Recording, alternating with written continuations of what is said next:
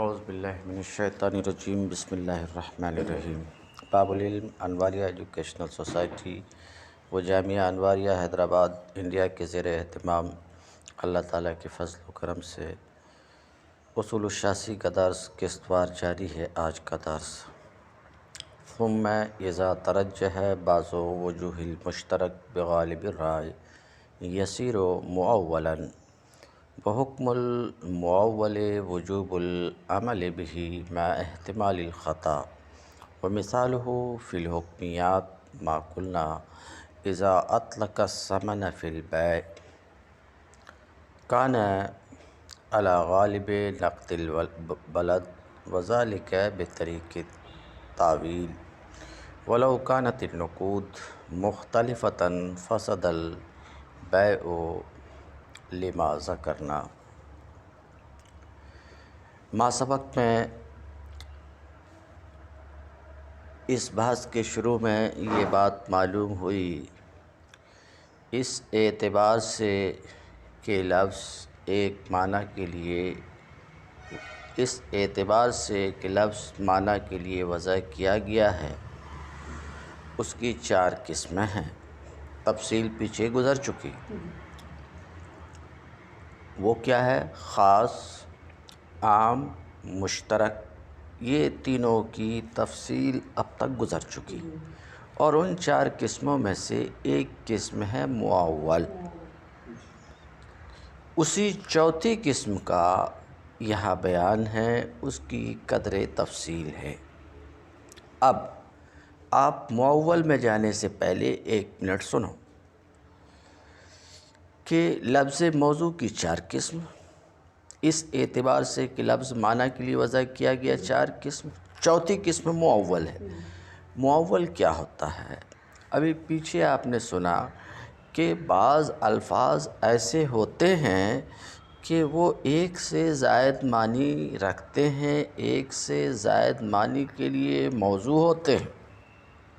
ابھی پیچھے اس کی مثال گزر چکی، جیسے کہ قرعن ایک لفظ ہے، اس کا معنی حیض بھی ہے، طہر بھی ہے۔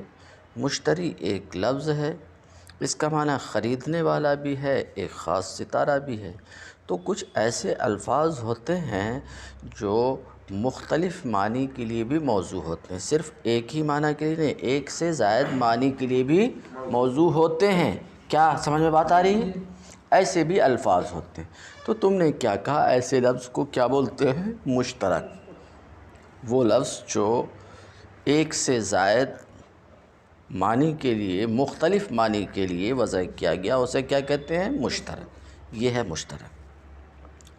تو آپ نے دیکھا کہ مشترک بھی لفظ کی ایک قسم ہے، لفظ موضوع کی ایک قسم ہے، یعنی کچھ الفاظ مشترک ہوتے ہیں۔ بول رہے پلو؟ کچھ الفاظ بولو، کچھ الفاظ کیا ہوتے ہیں؟ مشترک ہوتے ہیں۔ ابھی تو ایک دم صاف صاف بات بول رہا ہوں، کوئی ٹیڑھی بات نہیں آئی۔ تو کچھ الفاظ کیا ہوتے ہیں؟ مشترک ہوتے ہیں۔ اور مشترک کا کیا حال ہوتا ہے؟ اس کے کئی معنی ہوتے ہیں، اور اس کی تفصیل گزر چکے۔ اس کے کئی معنی ہوتے تو کوئی ایک معنی مراد لیے جانے کے لیے کوئی دلیل ضروری، کوئی بغیر دلیل کے کوئی ایک معنی مراد۔ اچھا، اب حال یہ کہ مشترک جس کے کئی معنی ہیں، لفظ مشترک جس کے کئی معنی ہیں، ان معنی میں سے کوئی ایک معنی، ان معنی میں سے راجح قرار پایا، یعنی مراد لے لیا گیا۔ کس کی وجہ سے؟ کیسے مراد لیا گیا؟ اس کے معنی میں سے کوئی ایک معنی مراد لے لیا گیا۔ کس کی وجہ سے؟ ظن غالب کی وجہ سے، وہ گمان غالب کی وجہ سے، کہ یہاں پر اس لفظ کا یہ معنی مراد ہے۔ اب ایک لفظ کے کئی معنی ہیں، ان معنی میں سے ایک معنی گمان غالب، ظن غالب کی وجہ سے مراد لے لیا گیا۔ اب کہو گے کہ یہ ظن غالب کیسے ہوگا کہ اس جگہ اس لفظ کا یہ معنی مراد ہے؟ کچھ بات سمجھ رہے ہو میں کیا بول رہا ہوں؟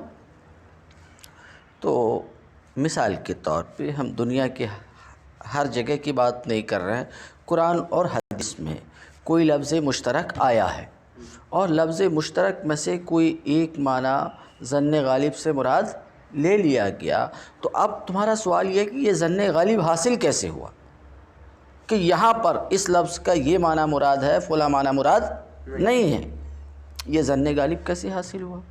تو یہ ظن غالب خبر واحد سے حاصل ہو سکتا، ایسی کوئی خبر واحد حدیث واحد مل گئی، اس کی وجہ سے ظن ہوا کہ نہیں یہاں پر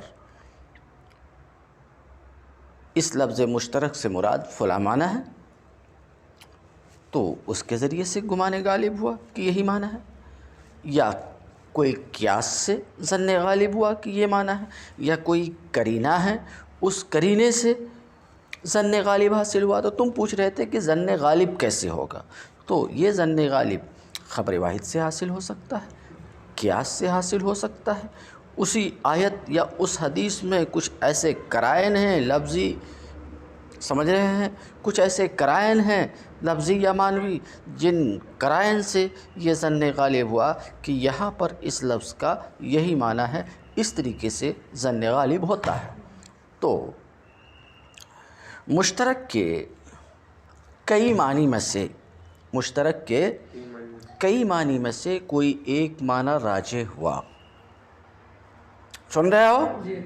کئی معنی میں سے کوئی ایک معنی راجح ہوا، کیسے؟ ظن غالب سے۔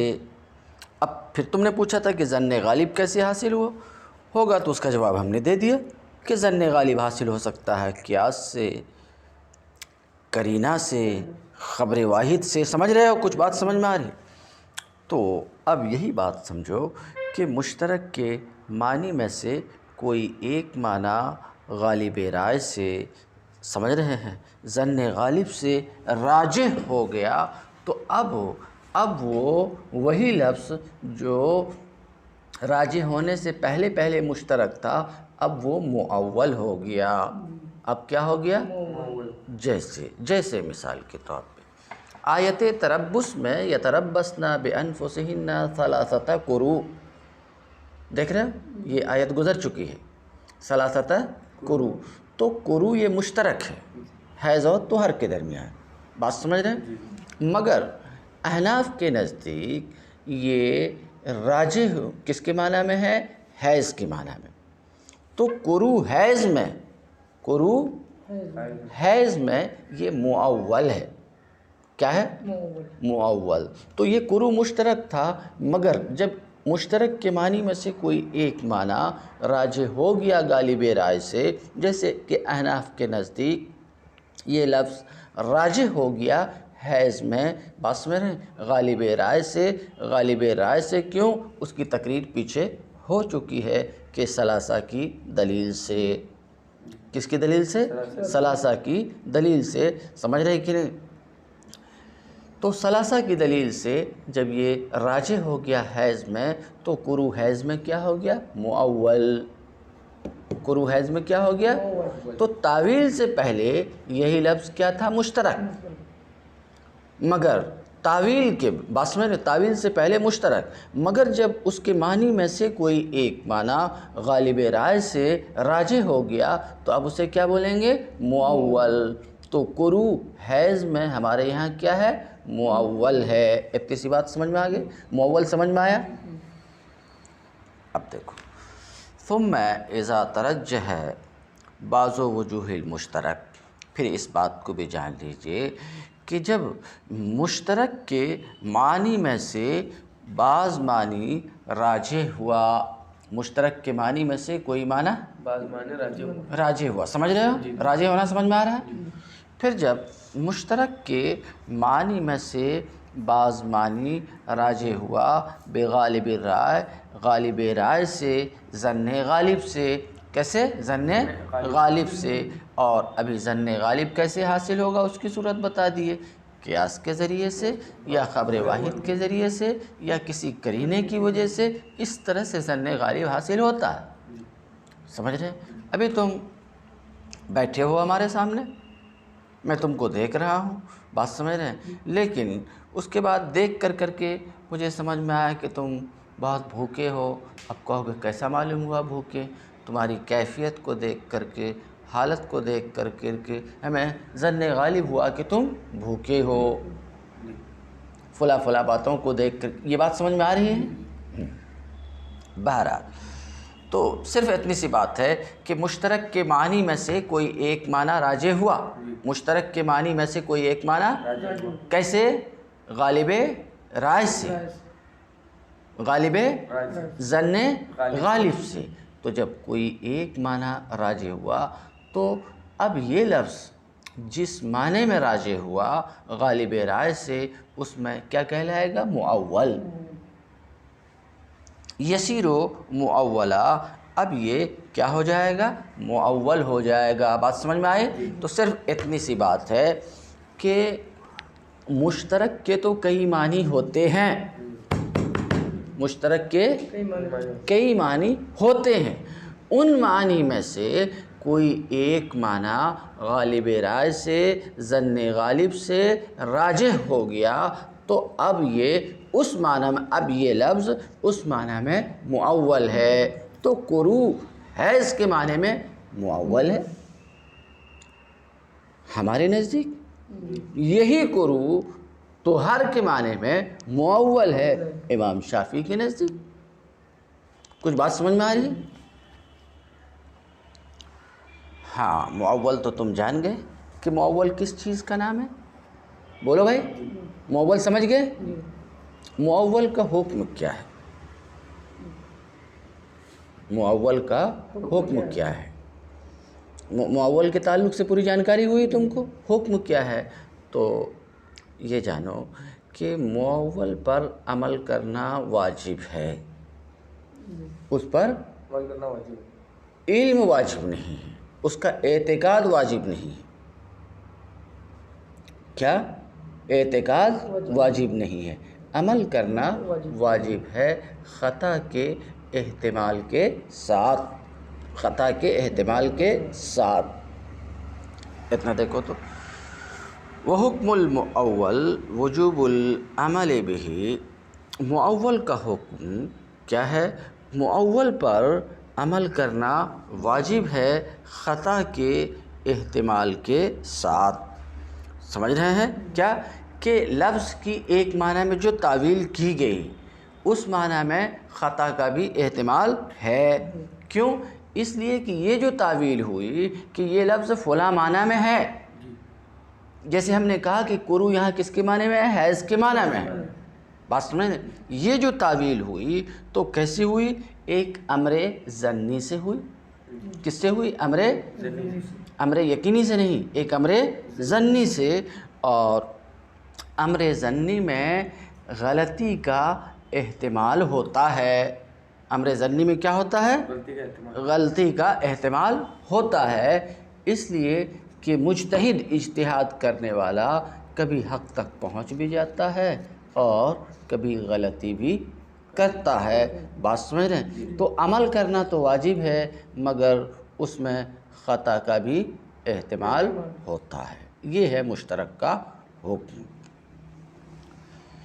ومثالہ فی الحکمیات، اور مؤول کی مثال حکمیات میں، احکام میں۔ اب کچھ مثالوں سے مؤول سمجھا رہے ہیں، اور بات سمجھ رہے ہیں؟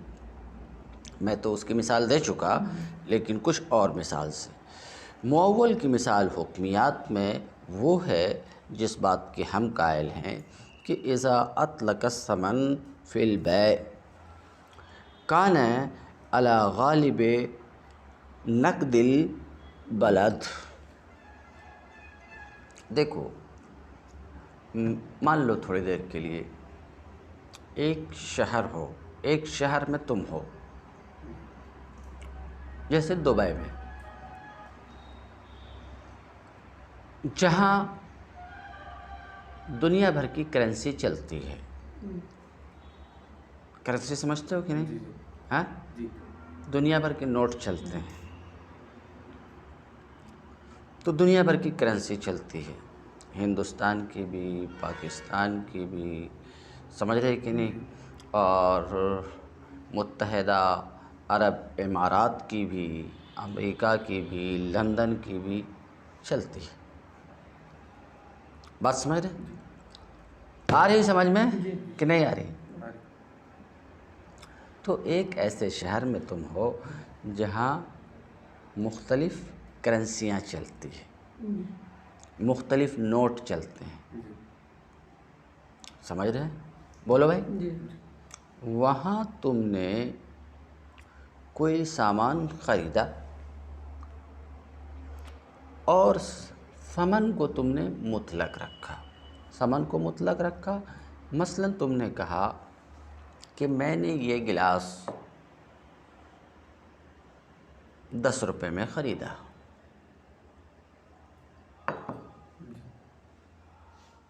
سمجھ رہے؟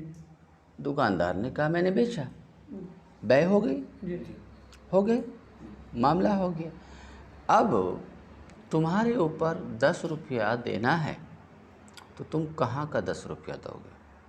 ہندوستان کا 10 روپیہ، بنگلہ دیش کا 10 روپیہ، پاکستان کا 10 روپیہ، متحدہ عرب امارات کا 10 روپیہ، اور بس میرے کہاں کا 10 روپیہ؟ جبکہ حال یہ ہے کہ روپے سب وزن میں برابر نہیں ہیں۔ 1 روپیہ امریکہ کا ہو تو یہاں کا 80 روپیہ ہو جاتا۔ بولو بھائی، $1 80 روپیہ ہوتا ہے کہ نہیں؟ 1 روپیہ انڈیا کا ہو تو نیپال کا 1.5 روپیہ ہو جاتا۔ مثال کے طور پہ، فکس پرائس نہیں بتا رہا ہوں، سمجھ رہے ہیں؟ 1 روپیہ انڈیا کا ہو تو پاکستان کا 2 روپیہ ہو جاتا۔ تو اب کون سا روپیہ دینا ہے؟ یہ ایک مسئلہ ہے کہ نہیں؟ یہاں ثمن تو مطلق ہے، مقدار تو بتا رہے ہو 10 روپے میں خریدا، مقدار، مگر صفت نہیں بتا رہے ہو کہ کہاں کا 10 روپیہ۔ بے ہو گئی، مقدار تم نے بتا دیا 10 روپیہ، روپے کی مقدار تم نے 10 بتا دیا، لیکن اس کی صفت نہیں بیان کیے کہ یہ کہاں والا روپیہ، کہاں کا روپیہ پلو، انڈین، پاکستانی، بنگلہ دیشی، امریکن، یہ بیان نہیں کیا۔ تو اب 10 روپیہ تو تمہارے اوپر واجب ہے، سمجھ رہے ہیں؟ تو کہاں کا 10 روپیہ؟ تو یہ ایک مسئلہ ہے کہ کہاں کا 10 روپیہ۔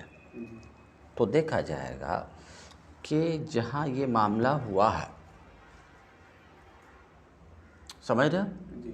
جہاں پہ یہ معاملہ، وہاں زیادہ چلن کس روپے کا ہے؟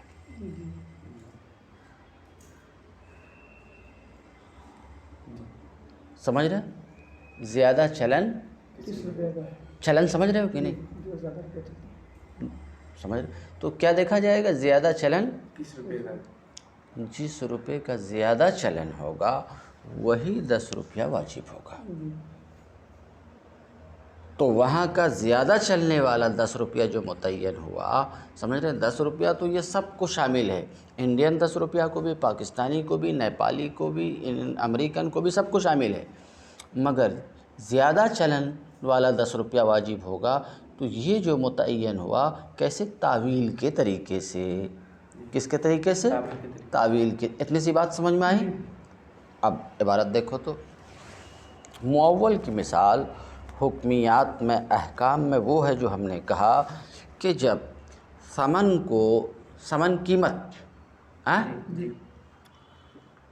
ثمن کو مطلق رکھا بے میں، سمجھ رہے ہو؟ بے، خرید و فروخت، خرید و فروخت میں بے جسے بولتے ہیں، خرید و فروخت میں ثمن کو مطلق رکھا۔ ثمن کو مطلق رکھنے کا مطلب مقدار تو بتا دیا، جیسے کہا 10 روپیہ، مگر صفت نہیں بتایا کہ کہاں کا 10 روپیہ۔ تو ثمن کو مطلق رکھا بے میں، کان علی غالب نقد البلد، تو یہ ثمن محمول ہوگا غالب نقد بلد پر، غالب نقد بلد پر، یعنی بلد شہر، اس شہر میں جو روپیہ، جو سکہ زیادہ چلتا ہے، اس شہر میں زیادہ چلنے والے سکے پر محمول ہوگا، اس شہر میں زیادہ چلنے والی کرنسی پر محمول۔ بات سمجھ میں آ رہی؟ تو اب خریدنے والے کے اوپر کیا واجب ہوگا؟ جبکہ اس نے کہا تھا کہ میں 10 روپے میں یہ گلاس خریدا، تو کہاں کا 10 روپیہ واجب ہوگا؟ دیکھا جائے گا، اور یہ روپے الگ الگ مختلف ہیں، سب سارے روپے کی ویلیو ایک نہیں ہے کہ نہیں؟ جیسے انڈین روپیہ ہو، پاکستانی روپیہ ہو، بنگلہ دیشی ہو، تو سب کا ویلیو ایک ہے۔ ان تینوں میں سب سے زیادہ ویلیبل کون ہے؟ انڈین ہے آج کے دن، پھر نیپالی ہے، پھر پاکستانی ہے آج کے دن، کل کچھ اور ہو جائے تو نہیں معلوم، اور اگر اس کے ساتھ 1 روپیہ امریکن جڑ جائے تو ان میں سب سے زیادہ ویلیبل کون ہے؟ تو یہ ویلیو کے اعتبار سے مختلف ہوں تو کہاں کا 10 روپیہ واجب ہوگا؟ یہ سوال۔ تم نے کہا 10 روپے میں خریدا، اور یہ نہیں بتایا کہ 10 نیپالی روپے میں خریدا، 10 انڈین روپے میں خریدا، 10 پاکستانی روپے میں۔ اگر اتنا بولتے تھے تو کوئی ٹینشن ہی نہیں ہوتا تھا۔ یہ نہیں بولے، صفت کو مطلق رکھے، تو کہاں کا 10 روپیہ واجب ہوگا؟ بولو بھائی۔ بطریق تعویل کی، اس شہر میں جو سکہ زیادہ چلتا ہے وہی واجب ہوگا، تو زیادہ چلنے والا سکہ جو واجب ہوا، یہ کس طریقے سے؟ تعویل کے طریقے سے۔ کچھ بات سمجھ میں آئے؟ کہتے ہیں اذا اطلق الثمن فی البیع، جب ثمن کو بیع میں مطلق رکھا تو یہ ثمن غالب نقد بلد، نقد بلد سمجھ گئے؟ اس شہر کا جو سکہ ہے، اس سکے میں جو زیادہ چلنے والا، شہر کے سکے میں زیادہ، اس شہر میں جو کرنسی زیادہ چلتی ہے، سمجھ رہے ہیں؟ تو یہ اس کے اوپر محمول ہوگی، وذالک بطریق تعویل۔